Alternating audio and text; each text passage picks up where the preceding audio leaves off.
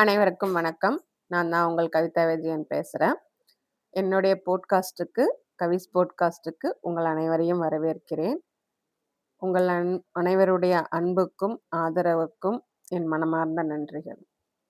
இன்னைக்கு நான் எடுத்துக்கிட்ட தலைப்பு, "the shame was never mine. A born survivor story of reclaiming dignity." இந்த வெட்கம், இந்த அவமானம் அப்படின்றது என்னதே கிடையாது. ஒரு பர்ன் சர்வைவரா தீ விபத்துலேருந்து பொழைச்சு வந்த ஒரு பர்ன் சர்வைவரா என்னுடைய கண்ணியத்த நான் எப்படி மீட்டெடுத்தேன்? அப்படின்னு தான் இன்னைக்கு நான் பேசணும்னு ஆசைப்பட்டேன். ஸோ அந்த தலைப்பு தான் இன்னைக்கு நான் கையில எடுத்திருக்கேன். இன்னைக்கு நான் பேசப்போற இந்த தலைப்பு எனக்கு ரொம்பவும் ஆழமானது. ரொம்பவும் உண்மையானது. இன்னும் சொல்லப்போனா இது ரொம்ப ரொம்ப டீப்பானது. அப்படிப்பட்ட ஒரு தலைப்பு இது. இது என்னுடைய தீக்காயங்கள பத்தினது கிடையாது. தழும்புகள பத்தினது கிடையாது. அதனால உருவான அந்த வெட்க உணர்வ பத்தியது. ரொம்ப நாளா எனக்கே தெரியாம இந்த தீக்காயங்கள், தழும்புகள் மூலியமா ஏற்பட்ட வெட்க உணர்வ நான் சுமந்து, சுமந்து, சுமந்து எனக்குள்ளேயே நான் ஒரு பெரும் சுமைய ஏத்திக்கிட்டு நான் இருந்தேன். அது உடம்புல வரக்கூடிய வலி கிடையாதுங்க. ஆனா எமோஷனலா வரக்கூடிய வலி, வெட்க உணர்வு. ஷேம் அப்படின்றது. ஸோ ஒரு நாள் நான் யோசிச்சேன். என்ன அப்படின்னாக்க, இப்பதான் ரீசென்ட்டா ஒரு 4 வருஷத்துக்கு முன்னாடி தான் எனக்கு இந்த விஷயம் புரிய வந்தது. என்ன அப்படின்னாக்க, இந்த வெட்க உணர்வு அப்படின்றது எனக்கு சொந்தமானது கிடையாது. ஆனா அத நான் சுமந்துட்டு இருக்கிறேன். என்ன காரணம்? ஏன் நான் சுமக்கணும்? எதனால என்ன சுமக்க வச்சாங்க? நான் அத எப்படி தூக்கி போட்டேன்? அதத்தான் இந்த பாட்காஸ்ட்ல நான் சொல்லப் போறேன். என்னுடைய அனுபவங்களின் தொகுப்பு தான் நீங்க கேட்கப் போற இந்த பாட்காஸ்ட்.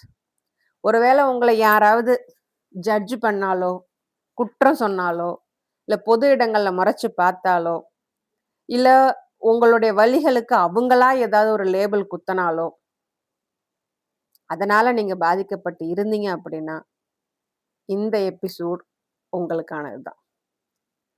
இந்த வெட்க உணர்வு அப்படின்றது நம்ம கண்ணுக்கு தெரியாத ஒரு பாரம். அந்த பாரத்த எனக்கே தெரியாம நான் எனக்குள்ள அதிகமாக்கிக்கிட்டே வந்திருக்கிறேன். சில நேரங்கள்ல நம்ம வாழ்க்கைய புரட்டி போடுற சம்பவங்கள் நடக்கும். நமக்கே தெரியாது. நம்ம பிளான் பண்ணியிருக்கவும் மாட்டோம். ஆனா வாழ்க்கையில டர்னிங் பாயிண்ட் இதுதான் என் வாழ்க்கையில டர்னிங் பாயிண்ட் நம்ம நெறைய சொல்லுவோம் இல்லையா? அது மாதிரியான ஒரு தாக்கத்த உண்டு பண்ணக்கூடிய சம்பவங்கள் நெறைய நடக்கும் நம்ம வாழ்க்கையில. நம்ம எதிர்பார்த்திருக்க மாட்டோம். இதுதான் நடக்கும்னு யூகிச்சிருக்கவும் மாட்டோம். ஆனா நடந்திருக்கும். எனக்கு என்னுடைய தீ விபத்து. ஆனா இந்த சொசைட்டி அந்த தீ விபத்துக்கு அப்புறம் என்ன ஒரு வினோதமா பார்க்க ஆரம்பிச்சுது. அவங்க என்னுடைய காயங்கள பார்க்கல. அந்த காயங்களுக்கு அவங்க ஒரு காரணம் வச்சு, அந்த காரணத்துக்கு என்ன காரணமாக்கி பேச ஆரம்பிச்சாங்க. அவங்க எதையுமே டைரக்ட்டா சொல்லல. என் மூஞ்ச பார்த்து சொல்லல. ஆனா அவங்க கண்கள் சொல்லுச்சு. நான் எங்கேயாவது பொது இடங்களுக்கு போனாக்க, இல்ல நான் எங்கேயோ ஒரு இடத்துக்கு போறேன் அப்படின்னாக்க, பொது இடங்கள்ல நான் போறேன், பஸ்ஸுல போறேன், கோயிலுக்கு போறேன், இல்ல என் பையனுடைய பள்ளிக்கூடத்துக்கு போறேன் அப்படின்னாக்க, அவங்க என்கிட்ட டைரக்ட்டா எதுவுமே கேட்கல. ஆனா அவங்க பார்வ, இந்த பொண்ணுக்கு என்ன நடந்திருக்கும்? இது ஏதாவது தப்பு பண்ணியிருக்கும். அதனால இந்த மாரி பண்ணியிருக்கும். ரொம்ப பாவம் இல்ல? அவ்வளோதான். இதுக்கு மேல இதுக்கு ஏது வாழ்க்கை? இதெல்லாம் நான் என் காதால கேட்டுருக்கிறேன். கொஞ்சம் கொஞ்சமா இதெல்லாம் என் காதுல விழுந்திருக்கு. இப்ப நான் சொல்றதெல்லாம் உங்களுக்கு பாலிஷ்டு வெர்ஷனா தான் நான் சொல்றேன் நானு. இத விட மோசமான வார்த்தைகள நான் கேட்டுருக்கேன் நானு. இது ஆனா, இத நான் அங்கேயே விட்டுட்டு வராம எல்லாத்தையும் நான் எனக்குள்ள ஏத்திக்கிட்டே வந்தேன் நானு. நான் உணரல நானு. அதுக்கு முன்னாடி நான் அந்த பர்ன் சர்வைவர் ஆனது எப்படி அப்படின்னாக்க, நான் ஓப்பனா தெளிவா சொல்றேன். நான் வந்து ஏற்கனவே என்னுடைய வீடியோ கால்ல சொல்லியிருந்த மாரி, ஒரு நார்சிஸ்டிக் பெர்சனாலிட்டி டிஸார்டர் உள்ள குடும்பத்தில, அந்த டைனாமிக்ஸ் உள்ள குடும்பத்தில தான் நான் வளர்ந்து வந்தது. கல்யாணத்துக்கு அப்புறம் எனக்கு எந்த சப்போர்ட்டுமே இல்ல. யாரும் வந்து பார்க்கல, எதுவும் பண்ணல. நான் கல்யாணம் பண்ணிட்டு வந்த இடத்துலயுமே எனக்கு சப்போர்ட் கிடையாது. எவ்வளவோ பிரச்சனைகள். எவ்வளவோ என்னால முடிஞ்ச அளவுக்கு முயற்சி பண்ணி பார்த்தேன். என் மேல அன்பையோ, ஆதரவையோ அவங்கள்ட்டேருந்து என்னால எதிர்பார்க்க முடியல. எனக்கு வந்து பையனும் பொறந்தான். என் பையனுக்கு 1 1/4 வயசு இருக்கும். அப்போ வீட்டுல நடந்த சண்டை. அதுக்கு முன்னாடியே எவ்வளவோ சண்டை நடந்திருக்குது. ஆனா, எனக்கு வாழணுன்ற பிடிப்பு கொஞ்சம் கொஞ்சமா அறுந்து போச்சு எனக்கு. இவ்ளோ கொடுமையிலயும் இப்படியும் வாழணுமா? அப்படின்ற ஒரு எண்ணம் எனக்குள்ள இருந்துகிட்டே நானும் உதவி கேட்காத இடம் இல்ல. போய் எங்க அப்பா, அம்மாவ கெஞ்சாத நாள் இல்ல. என்னால இந்த மாரி முடியல அப்படின்னு. அவங்க என்ன விரட்டி விட்டாங்க. இந்த பக்கம் வராத. நீ அங்க தான் இருந்தாகணும். அங்க தான் வாழ்ந்தாகணும் அப்படின்னு என்ன வலிய கூட என்னன்னு அவங்க கேட்கல. எனக்கு என்ன பிரச்சனைன்னு கூட அவங்க கேட்க மாட்டேன்ட்டாங்க. அப்பலாம் எனக்கு இந்த அளவு புரிதல் கிடையாது. ஒண்ணுமே கிடையாது. என்ன நான் ஏதோ பாவப்பட்ட பிறவி. என்ன வந்து அவங்க வந்து எல்லாருமே இந்த மாரி கொடுமைப்படுத்துறாங்க அப்படின்ற ஒரு நெனப்பு தான் எனக்கு இருந்துச்சு. என் குழந்தை பொறந்துட்டான். அவனுக்கு ஒரு 1 1/4 வயசு இருக்கும். அப்போ வந்து கடைசி கட்டமா நான் சாவணும்னு முடிவெடுத்தேன். அப்படி அந்த நான் தற்கொலை பண்ணிக்கிற முயற்சியிலயாவது என் மேல அவங்களுக்கு பரிதாபம் வராதா? அப்படின்ற ஒரு நெனப்புல தான் மண்ணெண்ணெய் ஊத்தி நான் எனக்கு நானே தீ வச்சுக்கிட்டேன். நான் இது சொல்றதுக்கு நான் வெட்கப்படலைங்க நானு. ஏன்னா, இது என் வாழ்க்கையில நடந்த சம்பவம். அந்த நேரத்துல என் வாழ்க்கை எப்படி வாழணும், என்ன பண்ணணும் அப்படின்னு எனக்கு எந்த ஒரு புரிதலுமே இல்ல.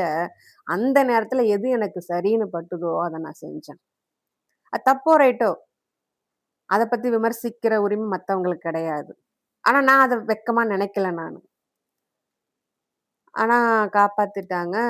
ஹாஸ்டல்ல கொண்டு போய் சேர்த்தாங்க. அன்னைக்கு நைட்டு அடுத்த 1 மணி நேரத்துக்கு உங்க பொண்ண பத்தி எங்களால எதுவும் சொல்ல அதுக்குள்ள நெறைய சண்டைகள், நெறைய பிரச்சனைகள் எவ்வளவோ வந்துச்சு. நான் உயிரோட இருக்கும்போது, நல்லபடியா இருக்கும்போது, என் வாழ்க்கைக்கு ஒரு வழி பண்ணுங்க, என்ன காப்பாத்துங்கன்னு போய் அவங்க கால்ல விழுந்தப்ப வராதவங்க, நான் செத்துருவேன்னு தெரிஞ்சப்ப அடிச்சு புடிச்சுட்டு ஆஸ்பத்திரி வந்தாங்க. எதுக்கு வந்தாங்கன்னே தெரியல. ஆனா எங்க அம்மா என்ன பார்த்துக்கிட்டாங்க. 24 மணி நேரமும் என்ன பார்த்து எனக்கு 2வது உயிர் அவங்க தான் குடுத்தாங்க. அந்த 1 மணி நேரம் அவங்க சொல்லிட்டாங்க. இந்த 1 மணி நேரம் கழிச்சு தான் உன் பொண்ணு உயிரோட இருக்குமா என்னன்னு சொல்ல முடியும். அதுவரைக்கும் எங்களால எதுவும் சொல்ல முடியாது அப்படின்னு சொல்லிட்டாங்க. அதுக்கப்புறம் அந்த ஆஸ்பத்திரி, இந்த எனக்கு வந்து என்னமோ நடக்குதுன்னு மட்டும் தெரியுது. வலி, எரிச்சல், காயம் அத மட்டும் நான் உணர்றேன். ஆனா, அதாவது என் உடம்பு பயணிச்சுட்டே இருக்கு. என் உடம்பு கூட தனியா என்னோட உயிர் போற மாரி எனக்கு ஒரு ஃபீலிங்காவே இருந்துச்சு அது. எங்கேயோ வந்து ஒரு மேகமூட்டம், ஒரு புகைமூட்டத்துக்கு நடுவுல வந்து நான் இருக்கிற மாரியான ஒரு உணர்வு இருந்துச்சு எனக்கு. திடீர்னு நான் கண்ணு முழிச்சப்போ, எங்க அம்மா அப்படியே ஓன்னு அழுதாங்க. "1 1/2 நாளா என் உயிர வாங்கிட்டியேடி! இருக்கியா? செத்தியான்னே தெரியலையேடி!" அப்படின்னு அந்த காயத்துல இருக்குது. அவங்க என் தோள்பட்டையில அடிக்கிறாங்க. அவங்க வலி என்னன்னு அப்ப எனக்கு நல்லாவே புரிஞ்சுது. தாண்டி வந்துட்டேன். அத்தனையும் தாண்டி வந்துட்டேன். இந்த சம்பவம் நடந்ததுக்கு இதுதான் காரணம். நானும் ஆஸ்பத்திரில 6 மாசம் வரைக்கும் அந்த ஆஸ்பத்திரி உள்ளயே இருந்துட்டு, காயத்தெல்லாம் ஆத்திக்கிட்டு, ஒரு 2, 4, 5 ஆப்ரேஷன் பண்ணாங்க. சதையெல்லாம் எடுத்து வச்சாங்க. ஒரு 35 டிகிரி பர்ன்ஸ் இருந்ததுனால என் உயிர காப்பாத்திட்டாங்க. காப்பாத்தியும் கொண்டு வந்துட்டாங்க. நான் அதுக்கப்புறம் நெனச்சேன், இதுக்கப்புறமாவது என் மேல ஒரு பரிதாபப்பட்டாவது என்ன இந்த வாழ்க்கையில என்ன கொஞ்சம் நல்லா பார்த்துப்பாங்க அப்படின்னு எனக்கு தோணுச்சு. நெனச்சேன் நானு. ஆனா அவ்வளோத்தையும் அனுபவிச்சு வந்துட்டேன். ஆனா என் நெனப்பு ரொம்ப பொய்யின்றது அப்ப எனக்கு புரியவே இல்ல. அதுவரைக்கும் என் குடும்பத்துக்குள்ள பிரச்சனைய அனுபவிச்சுட்டு இருந்தேன்னா, சமுதாயத்துல அத விட அதிகமான பிரச்சனைகள அனுபவிக்க ஆரம்பிச்சேன். 2008ல இந்த சம்பவம் நடந்தது. 2010 வரைக்குமே நான் வீட்ட விட்டு வெளில வரவே இல்ல. யாராச்சும் வந்தாங்க, வீட்டுக்கு யாராச்சும் வந்தாங்க அப்படின்னாக்கா, நான் போய் ரூம்ல போய் கதவ சாத்திப்பேன். என் வீட்டு ஆளுங்கள தவிர வேற யார்ட்டயுமே நான் பேச மாட்டேன். என் புள்ளைய பார்த்துப்பேன். அவன கெளப்பி ஸ்கூலுக்கு அனுப்பி விடுவேன். அவனுக்கு சமைச்சு போடுவேன். அவ்வளோதான் நான் பண்ணது. ஆனா அப்பயும் எனக்கான அந்த வன்முறைகள் குறைஞ்சதா அப்படின்னாக்கா, குறையல நடந்துகிட்டு தான் இருந்துச்சு. அந்த 2 வருஷத்துல என்ன வெளியிலேருந்து வந்து யாரும் என்ன காயப்படுத்தல. வீட்ல இருக்கிறவங்களே என்ன காயப்படுத்திட்டு தான் இருந்தாங்க. வார்த்தைகள் மூலியமா, குத்தி காட்டுறது மூலியமா என்ன காயப்படுத்திட்டு தான் இருந்தாங்க. ஆனா ஒரு கட்டத்துல நான் இனிமே வீட்ல இருக்க விரும்பல. இதுதான் என் உடம்பு. இதுக்கப்புறம் நான் வெளியில போயாகணும் அப்படின்னு நான் வெளியில வந்தேன். டிஸ்கன்டின்யூ பண்ணேன். என்னோட டீச்சர் ட்ரெய்னிங்க நான் படிச்சேன். டெட் எக்ஸாம் எழுதுனேன். கவர்மெண்ட் போஸ்டிங் வாங்குனேன். 15 வருஷமா கவர்மெண்ட் போஸ்டிங்ல இருக்கிறேன். இடையில எவ்வளவோ பிரச்சனையில என் பையன கைவிடாம, அவன படிக்க வச்சு, அவன நல்ல பிள்ளையா வளர்த்து, இப்ப அவன் ஐஐடி கரக்பூர்ல படிச்சுட்டு இருக்கிறான். ஸோ என்னுடைய வாழ்க்கை பயணத்தில வழிகள்ல எனக்கு கிடைச்ச பெரிய பரிசு, என் பையன் லட்சத்துல ஒருத்தனா இன்னைக்கு படிச்சுட்டு இருக்கிறது தான். அந்த 2 வருஷம் வீட்ட விட்டே நான் வெளியில வரல. ஆனா அத தாண்டி நான் வெளியில வந்தப்போ, இந்த சமூகத்துல நெறைய வார்த்தைகள நான் வாங்குனேன். எங்க ஊர்ல நான் கடைக்கு போனப்போ ஒருத்தர் என்ன கேட்டாரு. எத நெனச்சு கேட்டாரு? எப்படி கேட்டாரு? கொஞ்சமாச்சும் யோசிச்சு கேட்டாரா என்னான்னு தெரியல. அவருக்கு என்ன கேட்ட கேள்வி, "இன்னுமா உன் புருஷன் உன்ன வச்சுட்டு வாழறான்? 2ஆம் கல்யாணம் பண்ணல?" எனக்கு பதில் சொல்ல தெரியல. எனக்கு பதிலே இல்ல. அந்த கடைக்காரரு, "யோவ்! உனக்கு என்னய்யா வேல? வந்தியா? கடையில ஏதாவது வாங்கணுமா? வாங்கிட்டு போயிட்டே இருக்க வேண்டியதானே. நீ என்னய்யா அந்த பொண்ண கேள்வி கேட்குற?" அப்படின்னு அந்த கடைக்காரரு கேட்டாரு. எனக்கு ஒண்ணுமே சொல்ல தோணல எனக்கு. இந்த முகத்த வச்சுக்கிட்டு வெளியில வந்திருக்கியே வெட்கமா இல்லையா? கேட்டாங்க. "என்ன ஆச்சு உனக்கு?" நான் ஒண்ணும் சொல்லாம நின்னுட்டு இருந்தேன். "இந்த திமிருக்கு தான் கொளுத்திட்டு நிக்கிற போல இருக்கு" அப்படின்னாங்க. திரும்ப என்னாச்சுன்னு ஒவ்வொருத்தவங்களும் கேட்கவும், பதில் சொல்றப்போ, அத கேட்டு நீங்க என்ன பண்ண போறீங்க அப்டின்னாக்க, "நீ கொளுத்திக்கிட்டது சரிதான்" அப்டின்னாங்க. இன்னொருத்தரு, "என்ன புருஷன் கூட சண்டையா?" "ஆமா" அப்டின்னேன். "என் புருஷன் கூட சண்ட போட்டா மண்ண ஊத்தி தான் கொளுத்திக்கணுமா? உனக்கு சாவறதுக்கு வேற வழியே இல்லையா?" எல்லாருமே என்ன தான் ஜட்ஜ் பண்ணாங்க. நான் ரொம்ப அவ்ளோ அசிங்கமா, அவமானமா, குற்ற உணர்வா உணர்ந்தேன் நானு. ஆனா எதையுமே என்னால வெளில சொல்ல முடியல, யார்ட்டயுமே பகிர முடியல. ஆனா நான் ஒரு நேர்கோட்டுல போயிட்டே இருந்தேன். என்ன சுத்தி என்ன வேணாலும் நடக்கட்டும். எனக்குன்னு ஒரு வாழ்க்கைய நான் தேடிக்கணும். நான் என் கால்ல நிக்கணும். நான் சுயமா நிக்கணும். என் புள்ளைய நான் வளர்க்கணும். அதுக்கு நான் என்ன பண்ணணும்? அதுக்கு இவங்க பண்ற எதையுமே நான் பார்த்தாலோ, அவங்கள ரியாக்ட் பண்ணாலோ நான் அடுத்து முடியாது என்னால. அவ்ளோ வலிகளையும் உள்ளுக்குள்ள அழுத்தி வச்சுக்கிட்டு, மனசுல வேதனையோட இந்த சமூகத்துல அடியெடுத்து வச்சு, அவ்ளோ வார்த்தைகளுமே நான் கேட்டேன் நானு. ஆனா அவ்வளத்தையும் தாண்டி நான் வந்துட்டேன்.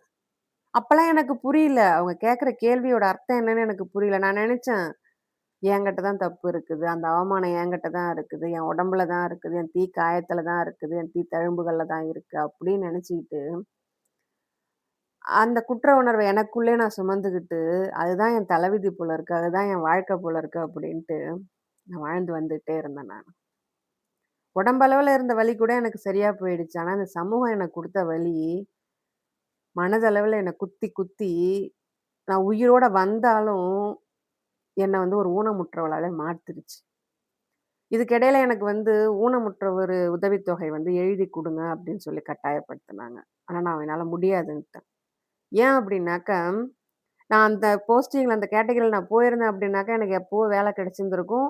நான் எப்பவோ வந்து வேலை வாங்கியிருந்திருப்பேன். ஃபினான்ஷியலா நான் செட்டில் ஆயிருப்பேன். ஆனா, நான் அத ஒத்துக்கல நானு. ஏன் அப்படின்னாக்கா, நான் பொறக்கும்போதே ஊனம் கிடையாது. இது இடையில ஏற்பட்ட விபத்தினால ஆன ஊனம். அதனால அந்த அந்த உதவிய வாங்குறவங்கள தப்பா எதுவும் சொல்லல நானு. என்னுடைய கருத்து தான் இது. நான் எழுதி குடுக்க மாட்டேன். எனக்கு திறமை இருக்கு. நான் படிச்சிருக்கேன். என்னால முன்னுக்கு வர முடியும். அப்படின்னு என் படிப்ப நம்பி, என் திறமைய நம்பி நான் போஸ்டிங் வாங்குனேன். ஸோ இந்த அவமானம் அவங்க எனக்கு குடுத்த இந்த அவமானம் எல்லாத்தையுமே நான் அப்படியே உறிஞ்சிக்கிட்டேன். எனக்கு குடுத்த அந்த அவமானத்த எனக்கு வேற வழி தெரியல. என்ன பண்றதுன்னு தெரியல அதெல்லாம் வச்சுக்கிட்டு. ஆனா நான் அத அப்படியே எல்லாத்தையுமே உறிஞ்சிக்கிட்டேன். எனக்குள்ள நானு அப்படியே உறிஞ்சிட்டு அந்த அவங்களோட ரியாக்ஷன் எல்லாத்தையுமே நான் உள்வாங்க ஆரம்பிச்சுட்டேன். அவங்க வந்து நம்மள வந்து ஒரு சர்வைவரா பொழைச்சு வந்திருக்காங்களே அப்படின்னு பார்க்காம, ஒரு கேலி பண்ணக்கூடிய பொருளா, அவங்க நல்லா இருக்காங்க, நாம வித்தியாசமா இருக்கோன்ற மாதிரி, அந்த மாரி பார்க்க ஆரம்பிச்சாங்க.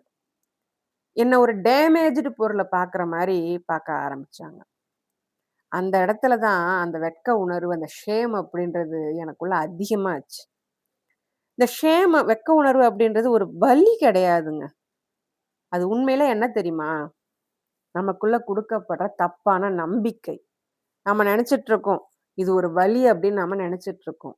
ஆனா, அது நமக்கு குடுக்கப்படுற ஒரு தப்பான நம்பிக்கை. என்ன நம்பிக்கைன்னா, என்கிட்ட ஏதோ குறை இருக்கு. அப்படின்ற நம்பிக்கை. அந்த பாதிப்பு என்ன பண்ணும்? ஆனா, அந்த தாக்கம் அப்படின்றது, அ எனக்கு என்ன நடந்ததோ அதுதான். எனக்கு அந்த சம்பவம் நடந்திருக்கு. அதுதான் எனக்கு ஏற்பட்ட ட்ராமா. ஆனா, அந்த சம்பவமும், அந்த சம்பவத்தால உண்டான தழும்புகளும் நான் யாருன்னு எப்படிங்க முடிவு பண்ணும்? அத முடிவு பண்ணி என்ன ஜட்ஜ் பண்றதுக்கு அவங்க யாருங்க? 40 வருஷம் வரைக்கும் இதெல்லாம் நான் கேள்வி கேட்கவே இல்ல. யாரையும் கேள்வி கேட்கவே இல்ல. ஒண்ணும் பண்ணவுமே இல்ல நானு. ஆனா, எனக்கு இப்ப தான் புரியுது. இந்த சர்வைவல் அப்படின்றது எனக்கு எப்படி பலமா மாறுச்சு. இது இந்த பர்ன் சர்வைவரா இருக்கிறது, என்னுடைய என் தோளுக்கு ஏற்பட்ட காயங்கள மட்டும் குணமாக்கல நானு. எனக்கு இந்த சமூகம் குடுத்தது பார்த்தீங்களா ஒரு ஐடென்டிட்டி. வெந்து போனவ, வெந்து போன உடம்பு. இத வச்சுட்டு இது எப்படி பொழைக்க போகுது? இது வாழ்க்கை அவ்வளோதான். இனிமே இதனால என்ன பண்ண முடியும்? ஒரு வேலைக்காரிய விட கேவலமா இருக்க வேண்டியதான். இதுக்கு மேல என்ன வாழ்க்கை இருக்கு? இதால வெளிய தான் வர முடியுமா? மரியாதையா 4 பேர பார்க்க தான் முடியுமா? போச்சு அவ்வளோதான். பொழைச்சு வந்ததே வேஸ்ட். இப்படிலாம் சொன்னாங்க. நான் எல்லாத்தையுமே காதுல வாங்குனேன். ஆனா, இந்த 40 வருஷத்துக்கு அப்புறமேலுக்கு எனக்கு மொதல்ல வேலை கிடைச்சப்பவே அவங்களால அத நம்ப முடியல. இது எப்படி வேலை வாங்கியிருக்கும்? என்ன அந்த கேட்டகரில போய் வேலை வாங்கியிருக்கும்? முடிச்சுட்டாங்க. அதையும் முடிச்சுட்டாங்க. அவங்களே ஜட்ஜ் பண்ணி முடிச்சுட்டாங்க. இந்த என்னோட ஹீலிங் 4 வருஷத்துக்கு முன்னாடி நான் ஸ்டார்ட் பண்ண இந்த ஹீலிங் என் மனக்காயங்கள ஆத்துச்சு. அதுக்கு முன்னாடி நான் பர்ன் சர்வைவரா இருந்தது, கொஞ்சம் கொஞ்சமா, படிப்படியா என்னுடைய பிஹேவியர, என்னுடைய உள்ள எண்ணங்கள, என்னுடைய பலத்த எனக்கு கொஞ்சம் கொஞ்சமா குடுத்து, குடுத்து என்ன இப்படி ஒரு வாழ்க்கைக்கு இட்டுட்டு வந்திருக்குது. நான் என்னென்னலாம் கடந்து வந்தேன் அப்படின்னாக்க, உடம்பு வலி, உடம்பு காயம், மெடிக்கல் ப்ரொசீஜர் ஒரு தடவையும் ஆப்ரேஷன் பண்ணும்போது, என்ன கொன்னுடுங்கன்னு இருக்கேன் நானு. எனக்கு இனிமேல் ஆப்ரேஷன் வேண்டாம். என்ன கொன்னுடுங்க அப்படின்னு இருக்கேன். அந்த அளவுக்கு அந்த காயங்கள் இருந்துச்சு. திரும்ப பொழைச்சு வந்தது. அந்த காயத்துலேருந்து திரும்ப ரெக்கவரி ஆனது. சமூகத்துல மக்கள் என்ன பார்த்த பார்வை. இந்த கேள்வி அவங்க என்ன கேட்றக்கூடாது அப்படின்னு நெனச்சுட்டு நான் இருந்தா, அந்த கேள்வி தான் கரெக்ட்டா அவங்க கேட்பாங்க. ஸோ இந்த பயணம் எனக்கு 2டே 2 சாய்ஸ் தான் குடுத்துச்சு. ஒண்ணு இந்த சமூகத்துக்கே தெரியாம மறைஞ்சு வாழ். அது உனக்கு இவங்க கேள்வியிலேருந்து விடுதல குடுக்கும். இல்லையா, யார் என்ன சொன்னாலும் துணிஞ்சு வெளில வா. நான் 2வது தேர்ந்தெடுத்தேன். துணிஞ்சு வெளில வரணும். யார் என்ன சொன்னாலும் அப்படின்னு. ரொம்ப நாளா எனக்குள்ள ஒரு கேள்வி. இதெல்லாம் ஏன் எனக்கு நடக்குது? ஏன் என்ன பத்தி மக்கள் என்ன திங்க் பண்றாங்க? அவங்க என்ன பத்தி என்ன யோசிக்கிறாங்க? என்ன ஏத்துப்பாங்களா? என் மேல உண்மையா பாசம் காட்டுவாங்களா? இந்த கேள்விலாம் எனக்குள்ள ரொம்ப நாளாவே இருந்துச்சு. ஆனா, அந்த தீ காயத்த தாண்டி நான் வாழ ஆரம்பிச்சதுக்கு அப்புறமேலுக்கு, எனக்கு சில பவர்ஃபுல்லான விஷயம் எனக்கு புரிய ஆரம்பிச்சுது. இந்த தழும்புகள் அப்படின்றது என்னுடைய வீக்னஸ் கிடையாது. நான் சர்வைவ் பண்ணி வந்திருக்கேன் அப்படின்றதுக்கான ப்ரூஃப். நான் பொழைச்சு வந்ததுக்கான ப்ரூஃப் தான அது. அத அவங்க ஏத்துக்கணும்னு அவசியம் கிடையாது. நான் ஏத்துக்கிட்டா போதும். என்னுடைய ஒரு தழும்புமே எனக்கு சொல்ற விஷயம் என்ன அப்படின்னாக்க, உன்னை எந்த தழும்பு அழிக்கணும்னு நெனச்சுதோ, அந்த தழும்ப தாண்டி அத ஃபேஸ் பண்ணி நீ இங்க வந்து நிக்கிற. உன் வாழ்க்கைய இன்னும் நீ வாழ்ந்துகிட்டு இருக்கிற. இது வெட்கப்பட வேண்டிய விஷயம் கிடையாது. தைரியமான விஷயம். அப்படின்றத இந்த பர்ன் சர்வைவர் ஜர்னி எனக்கு கத்துக் குடுத்தது. இவங்க எல்லாருடைய பேச்சையும் தாண்டி, நான் எப்படி என்னுடைய டிக்னிட்டி கண்ணியத்த நான் கொண்டு வந்தேன். ஸோ இவங்கலாம் பேசுறதுனால, அவங்க என்ன அவமானப்படுத்துறதுனால, அசிங்கப்படுத்துறதுனால, என்னுடைய டிக்னிட்டி, என்னுடைய கண்ணியம் அப்படின்றது, அவங்க சொல்ற மாரி அசிங்கமா போயிடுச்சா? இத நான் அவங்கள்ட்ட போய் கேள்வி கேட்கல யார்ட்டயுமே. யார்ட்டயுமே எதிர்த்து நின்னு ஏன் இப்படி பேசுறீங்க? நான் கேட்கவே இல்ல நானு. ஆனா அமைதியா முடிவெடுத்தேன். எதுக்கு அப்படின்னாக்க, நான் ஒரு இடத்துக்கு போறேன் அப்படின்னாக்க, நான் யாருடைய அனுமதி வாங்கிட்டும் போகணும் அவசியம் கிடையாது. அங்க நான் போறேன், நான் அங்க இருக்கிறேன் அப்படின்றதுக்காக, சமூகத்துல ஒரு ஸ்டேட்டஸ நான் ஃபேஸ் பண்ண போறேன், அங்க இருக்கிறேன் அப்படின்றதுக்காக யாருடைய மன்னிப்பையும், யாருகிட்டயும் நான் மன்னிப்பு கேட்கணுன்ற அவசியம் கிடையாது. இது என் வாழ்க்கை. நான் எங்க வேணாலும் போவேன். என் வேலைய நான் பார்ப்பேன். எனக்கான வாழ்க்கைய நான் வாழ்வேன். சில நேரம் என் குரல வந்து நான் வந்து சுருக்கிக்கிட்டு இருந்திருக்கேன். எதுக்கு அப்படின்னாக்க, நான் அந்த இடத்துல பேசவே கூடாது. நான் ஒரு தீக்காயம் பட்டவ. எனக்குன்னு எந்த ஒரு எனக்குன்னு எந்த ஒரு அனுமதியும் கிடையாது. எந்த ஒரு உரிமையும் கிடையாது, ஒரு இடத்துல நின்னு பேசுறதுக்கு. அப்படின்னு நானே நெனச்சுக்கிட்டு, என் குரல நான் குறைச்சிட்டு இருந்திருக்கேன். என் குரல சுத்தமா அடக்கிட்டேன் நானு. மக்கள் என்ன பத்தி என்ன நெனைப்பாங்களோ அப்படின்றதுக்காக. ஆனா உண்மையிலேயே டிக்னிட்டி அப்படின்றது அழகான தோல்ல கிடையாது. சமூகம் ஏற்படுத்தி வச்சிருக்க அழகான உருவத்துல கிடையாது. ஒரு பெண் அழகா இருக்கணும் அப்படின்னா, இப்படிதான் இருக்கணும்னு அவங்க ஒரு அழகு போட்டு வச்சிருக்காங்க பார்த்தீங்களா? அதுல கிடையாது. அவங்க காட்டுற கருணையிலயும் கிடையாது. என்னுடைய சுய மரியாதையில தான் அந்த கண்ணியம்ன்றது அடங்கியிருக்கு. இந்த சுயமரியாதைய நான் விட்டு குடுத்ததுனால தான், என் கண்ணியத்த அவங்க அசிங்கப்படுத்துனாங்க. ஒரு நாள் நான் உணர்ந்தேன். இவங்க நான் அவமானப்படணும், நான் வெட்கப்படணும்னு நெனச்சு பேசுற எந்த பேச்சுமே எனக்கானது கிடையாது. என்ன பற்றியது கிடையாது. இது அத்தனையுமே அவங்களுடைய எண்ணங்கள். இந்த அவமான உணர்வு நான் சுமக்க வேண்டிய அவசியம் இல்ல. நான் ஒரு இடத்துல இருக்கன்றதுக்காக அவங்க வந்து அத அசிங்கமா நெனைக்கிறாங்க, அவங்க இரக்கமா நெனைக்கிறாங்க அப்படின்றதுக்காக, அந்த அவமான உணர்வ சுமக்க வேண்டிய அவசியம் எனக்கு இல்ல. ஏன் தழும்புகள பார்த்து அவங்களுக்கு அன்கம்ஃபர்டபுளா இருந்தது அப்படின்னாக்க, அது அவங்களுக்கு தான் இருக்குது. அதுக்காக நான் அந்த இடத்துக்கு போகக்கூடாதுன்னு என்ன சொல்ற உரிமை யாருக்கும் கிடையாது. என்ன பார்த்து சில பேர் முணுமுணுக்கிறாங்களா, அந்த முணுமுணுப்பு அவங்கள சேர்ந்தது. அத கண்டு நான் பயப்படணுன்ற அவசியம் இல்ல.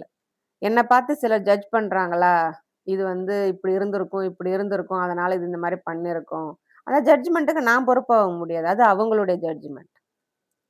ஆனா, என்னுடைய கதை அப்படின்றது அவமானம் நிறைஞ்சது கிடையாது. என்னுடைய சர்வைவல் அப்படின்றது யாரையும் எம்ப்ரேஸ் பண்ணணும். யாரையும் அ அ முகசுளிக்க வைக்கிறதும் கிடையாது.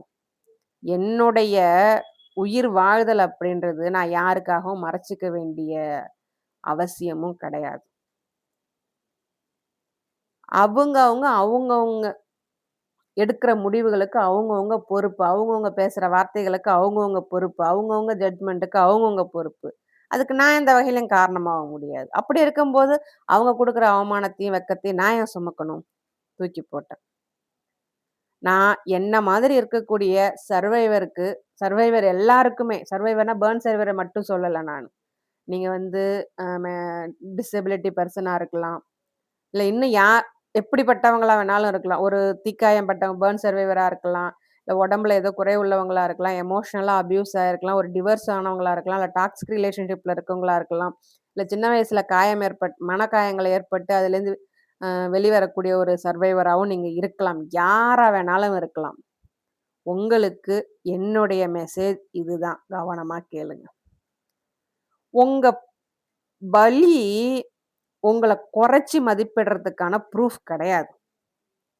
நீங்க சர்வைவ் பண்றது உங்களுடைய பலத்த, உங்களுக்கு உண்டான பவர் என்ன அப்படின்றத உங்களுக்கு காட்டுது. இந்த உலகம் உங்கள எப்படி வேணாலும் லேபிள் பண்ணும்.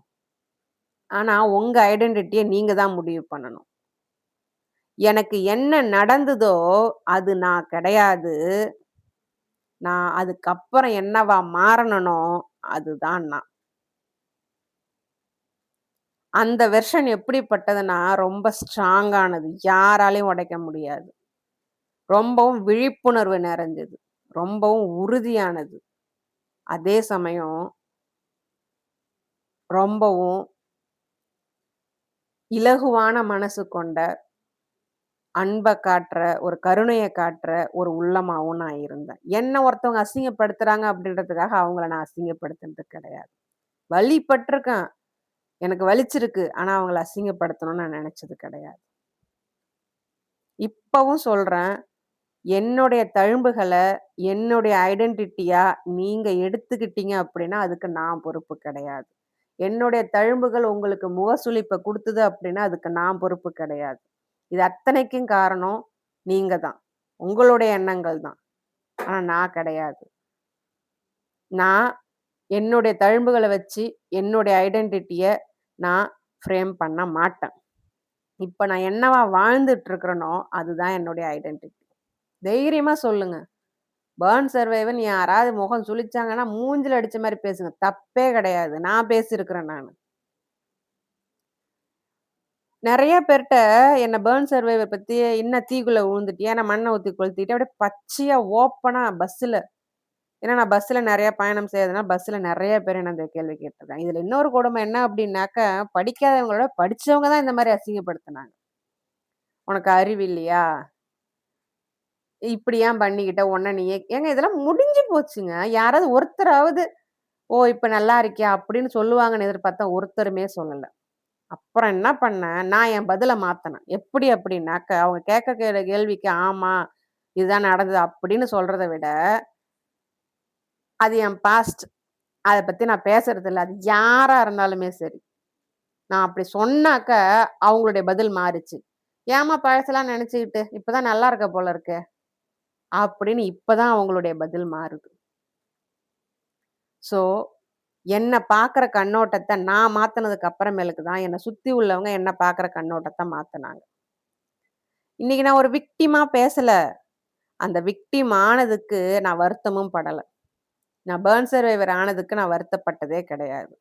ஆனா, நான் விக்டிம் மோட்ல இருந்து பேசல. ஆனா, இந்த காயங்கள்லேருந்து சர்வைவ் பண்ண ஒரு பெண்ணா, இது அத்தனையும் குணமடைஞ்ச ஒரு பெண்ணா, என்னுடைய கண்ணியத்த மீட்டெடுத்த ஒரு பெண்ணா, நான் உங்க முன்னாடி நான் பேசிட்டு இருக்கிறேன். எனக்கு உங்கள்ட்ட சொல்லணும்னு நினைக்கிற விஷயம் ஒண்ணே ஒண்ணு தான். இந்த அவமானம் அப்படின்றது உங்களுடையது கிடையாது. இந்த வெட்கம் அப்படின்றது உங்களுடையது கிடையாது. இது உங்கள சார்ந்ததே கிடையாது. ரிலீஸ் பண்ணிடுங்க. நிமிர்ந்து நில்லுங்க. இந்த தழும்புகள் என்னுடைய வீக்னஸ் கிடையாது. ஆனா, நான் பலத்தோடயும், தைரியத்தோடயும் நான் வாழ்ந்துகிட்டு இருக்கிறதுக்கான ப்ரூஃப், எவிடன்ஸ் அப்படின்றத தைரியமா சொல்லுங்க. யாருக்கும் நீங்க பயப்படணுன்ற அவசியமே கிடையாது. யாருக்கும் பதில் சொல்ல தயங்கணுன்ற அவசியமும் கிடையாது. தெளிவா பேசுங்க. உங்க உண்மையில, உங்க உறுதியில நீங்க நிலையா நில்லுங்க. இதுல நான் என்ன நெறைய பேர் நெறைய கேள்விகள் கேட்டுருக்காங்க. ஆ நான் சொன்ன பதில எனக்கே திருப்பி குடுத்து என்ன காயப்படுத்தியிருக்கிறாங்க. அப்பலாம் நான் ஒரு சர்வைவல் மோட்ல தான் நான் இருந்தேன் நானு. ஆனா விக்டிம் மோடுக்கு வந்ததுக்கு அப்புறமேலுக்கு, இத தாண்டி இதெல்லாம் வந்ததுக்கு அப்புறமேலுக்கு, அவங்க என்ன கேள்வி கேட்டாங்கன்னா, அவங்கள்ட்ட ஒரே ஒரு பார்வ. நான் பேச மாட்டேன். ஒரு பார்வ. "இத எதுக்கு நீ கேட்கற?" அப்படின்ற மாதிரி. பதில் சொல்ல மாட்டேன். பார்த்துட்டு அடுத்த பக்கம் நான் திரும்பிடுவேன் நானு. அந்த ஒரு பார்வையே அவங்க கேட்ட கேள்வி தப்பு அப்படின்றத அவங்களுக்கு நான் அவங்கள வந்து அந்த மாரி பண்றத நான் அசிங்கப்படுத்துறதோ, மரியாதை குறைவா பண்றதோ நான் நினைக்கவே இல்ல நானு. ஏங்க எனக்கு என்ன ஆனா அவங்களுக்கு என்னங்க? அது தெரிஞ்சுட்டு என்ன பண்ண போறாங்க? நான் உண்மையிலேயே இந்த தீக்காய தழும்புனால பஸ்ஸுல போறப்ப நெறைய அனுபவிச்சிருக்கேன் நானு. எனக்கு என்ன நடந்திருந்தா அவங்களுக்கு என்ன? என் வாழ்க்கை என்ன நடந்திருந்தா அவங்களுக்கு என்ன? ஒருத்தவங்க இந்த மாரி தான் கேட்கும்போது பஸ்ஸுல ஒருத்தவங்க என்ன கேட்டாங்க. "அ நீ வந்து அ என்னாச்சு?" அப்படின்னு கேட்டாங்க. "ஒண்ணும் இல்ல ஃபயர் ஆக்சிடென்ட்" அப்படின்னேன். "பார்த்தா அப்படி தெரியலையேம்மா, ஏதோ மண்ணெண்ண ஊத்தி கொளுத்திட்ட மாரி இருக்குன்னேன்." "ஆமா" அப்படின்னு நான் சொன்னேன்.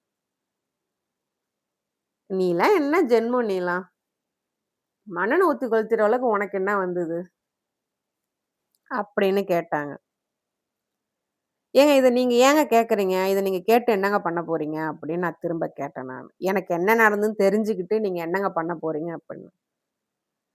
"உனக்கெல்லாம் பரிதாபப்பட்டேன் பாரு, என்ன சொல்லணும்." அப்படின்னாங்க. நான் அவங்க பரிதாபத்த நான் கேட்கவே இல்லையே. "எனக்கு உங்க பரிதாபம் வேணாங்க" அப்படின்னேன் நானு. "உனக்கு இதுவும் நடக்கலாம், இதுக்கு மேலயும் நடக்கலாம்" அப்படின்னாங்க. எனக்கு சிரிப்பு வந்துருச்சு எனக்கு. நான் சிரிச்சேன். அந்த பொம்பளையால ஒண்ணும் சொல்ல முடியல. திரும்ப மொனறிட்டே இருந்துச்சு. ஸோ இதையுமே நான் அனுபவிச்சிருக்கேன். என்ன அப்படின்னாக்க, என்ன பார்த்துட்டு அவங்க அவங்களுடைய பரிதாபத்த எனக்கு குடுக்குறேன்ற பேர்ல வருவாங்க. அந்த பரிதாபத்த நான் ஏத்துக்கல அப்படின்னாக்க, உன்னலாம் பார்த்து பரிதாபப்பட்டு 4 வார்த்தை சொல்ல வந்தாக்க, "நீ என்னமோ இவ்வளோ திமிரா பேசுறியே! அப்போ உனக்கு நடந்தது சரிதான்." என்ன பத்தி ஜட்ஜ் பண்றதுக்கு அவங்க யாரு? என்ன பத்தி ஜட்ஜ் பண்ணி, அத எனக்கு வந்து பட்டமா குடுத்து, அவங்களுக்கு என்ன வரப்போகுது இதுல? அதுல அவங்களுக்கு என்ன தேவை இருக்குதுன்னே எனக்கு தெரியலையே! அவங்க மாட்டுக்கு அவங்க வேலைய பார்த்துட்டு நான் அவங்க திருப்பி, "நீ என்ன பண்ற? உன் வீட்டுக்காரங்க என்ன பண்றாங்க? உன் வீட்டுக்காரங்க நீ எப்படி வாழறன்னு?" திரும்ப நான் கேள்வி கேட்டேன்னா, அது எவ்வளோ அசிங்கமா இருக்கும். யோசிச்சு பார்த்துருப்பாங்களா? நீங்க ஒரு சர்வைவரா இருந்தீங்க அப்படின்னா, என்னுடைய பதில் இதுதாங்க. உங்க சர்வைவல் அப்படின்றது நீங்க பெருமைப்பட வேண்டிய விஷயம். வெட்கப்பட வேண்டிய விஷயமே கிடையாது.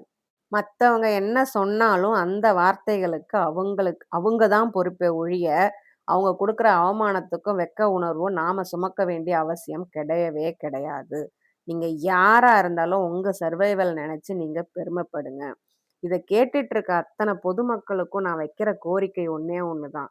இந்த மாரி சர்வைவர்ஸ் நீங்க பப்ளிக் பிளேஸ்ல பார்த்தீங்க அப்படின்னாக்க, அவங்களுக்கு என்ன நடந்ததுன்னு கேட்டு, உங்க பரிதாபத்த காட்டுறேன்ற பேர்ல, அவங்களுக்கு நடந்த அந்த விஷயத்த குத்தி காட்டாதீங்க. ஏன்னா, அத அவங்க மறக்கறதுக்கு எவ்வளவோ முயற்சி பண்ணி, அதெல்லாம் தாண்டி தான் எவ்வளவோ வழிகள தாண்டி, எவ்வளவோ நம்பிக்கைய எடுத்துக்கிட்டு தான் இந்த மாரி பொது இடங்களுக்கு அவங்க வருவாங்க.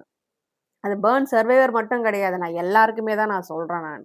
ஸோ அவங்கள்ட்ட நீங்க வந்து அவங்களுக்கு பரிதாபம் காட்டுறேன்ற பேர்ல, நீங்க கேட்கிற கேள்விகள் அவங்களுக்கு அவங்க மனச காயப்படுத்த தான் செய்யும். அது புரிஞ்சுக்கோங்க அத.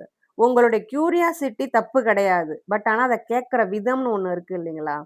ஏன்னா என்ன வந்து படிக்காதவங்கள விட படிச்சவங்க தான் அதிகமா என்ன கேள்வி கேட்டு காயப்படுத்துனாங்க. ஏன்னா, அவங்களுக்கு அவ்ளோ கியூரியாசிட்டி. அவ்ளோ அத தெரிஞ்சுக்கணுன்ற எண்ணம் அது. அது அவங்களுக்கு தேவையே இல்லையே! நமக்கு அவங்க வாழ்க்கையில என்ன வேணாலும் நடந்திருக்கலாம். முடிஞ்சா 4 வார்த்தை அவங்களுக்கு நம்பிக்கையா நீங்க பேசுங்க. தயவு செஞ்சு அவங்களுக்கு நடந்தத கேட்டு, என்ன நடந்ததுன்னு கேட்டு தெரிஞ்சுக்கிற அந்த கியூரியாசிட்டிக்காக, அவங்க காயத்த திரும்ப அவங்க திரும்பி பார்க்குற மாரி நீங்க வைக்காதீங்க. இது உங்களுக்கு என்னோட கோரிக்கையா நான் வைக்கிறேன் நான். இன்னைக்கு நான் சொல்ல நெனச்சது இதுதாங்க. மத்தவங்க நமக்கு குடுக்குற அவமானத்த நாம சுமக்கணுன்ற அவசியம் இல்ல. நான் ஒரு பர்ன் சர்வைவரா என் வாழ்க்கையில நான் இந்த பாதை எப்படி கடந்து வந்தேன்? எவ்வளவு பொது இடங்கள்ல எவ்வளவு அசிங்கப்படுத்தப்பட்டேன், அவமானப்படுத்தப்பட்டேன். ஆனா அதெல்லாம் தாண்டி இன்னமும் நான் நிக்கிறேன் அப்படின்னா, நான் என்ன நம்பனது என்னுடைய சுயமரியாதை விட்டுக் கொடுக்காம இருக்கிறது தான் காரணம். ஒரு வேளை இந்த போட்காஸ்ட் உங்க வாழ்க்கையில நடந்த ஏதாவது ஒரு சம்பவத்தோட ஒத்து போச்சு. இது வந்து அ எனக்கு நடந்திருக்குது. என்னாலயும் இதுலேருந்து வெளில வர முடியும் அப்படின்ற ஒரு நம்பிக்கை உங்களுக்கு ஏற்பட்டதுன்னா, அதுதான் என் குரலுக்கான வெற்றி. என்னுடைய பாட்காஸ்ட் சம்மந்தமா உங்களுக்கு ஏதானும் கேள்விகள் இருந்தது அப்படின்னாக்க, நீங்க வந்து என்னுடைய வாட்ஸ்அப் குரூப்ல ஜாயின் பண்ணீங்க அப்படின்னாக்க, அதுக்கான விளக்கங்கள நான் சொல்லுவேன். என்னுடைய நம்பர், வாட்ஸ்அப் நம்பர் பயோல இருக்குது. நீங்க எனக்கு இன்ட்ரஸ்டட் அப்படின்னு மெசேஜ் பண்ணீங்க அப்படின்னாக்கா, என்னுடைய வாட்ஸ்அப் குரூப் பத்தின டீட்டெயில உங்களுக்கு நான் அனுப்புவேன். விருப்பம் இருந்தா நீங்க அதில ஜாயின் பண்ணிக்கலாம். இந்த போட்காஸ்ட் உங்களுக்கு ஏதேனும் ஒரு வகையில பயனுள்ளதா இருந்தது அப்படின்னு உங்களுக்கு தோணுச்சு அப்படின்னாக்க, இந்த போட்காஸ்ட்டுக்கு உங்களோட லைக்க குடுங்க. இந்த லைக் இந்த கன்டென்ட் யாருக்கு தேவைப்படுமோ, அவங்கள போய் சென்றடையறதற்கு ரொம்ப உதவியா இருக்கும். உங்க பொறுமைக்கும், அமைதிக்கும் நன்றி.